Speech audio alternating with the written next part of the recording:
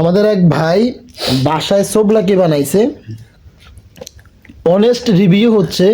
আসসালামু আলাইকুম রহমতুল্লাহ। আমরা যারা গ্রিসে বসবাস করি তারা আমরা একটা খাবার খাই গ্রিসে, যেটা গ্রিসের ঐতিহ্যবাহী একটা খাবার, সেটা হচ্ছে সোবলাকি।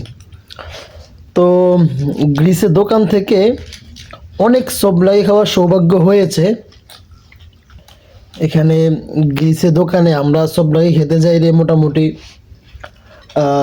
খরিস ক্রেয়াস মানে গোস্ত ছাড়া সোবলাকি আমাদের খেতে হয়, কারণ হালাল গোস্ত দোকানে পাওয়া যায় না। তাই আমরা খরিস ক্রেয়াস মানে গোস্ত ছাড়া আমরা সোবলাকি খেতে হয়। আমাদের এক ভাই বাসায় সোবলাকি বানাইছে, অনেস্ট রিভিউ হচ্ছে মাশাআল্লাহ, চমৎকার হয়েছে, একেবারে স্বাদে অতুলনীয়। দোকানের মতো প্যাকেটিংটা চমৎকার হয়নি, যদিও মেবরানি আছে, কিন্তু স্বাদটা দোকান থেকে কম হয়নি, ভালো হয়েছে। আসলে চমৎকার হয়েছে মাশাআল্লাহ।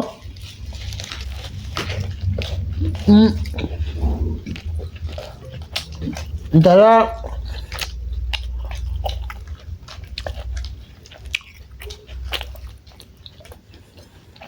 যারা বাসায় পাক শাক করেন ট্রাই করতে পারেন। সোবলাকি বাসার বানানো চমৎকার হয়েছে মাশাআল্লাহ।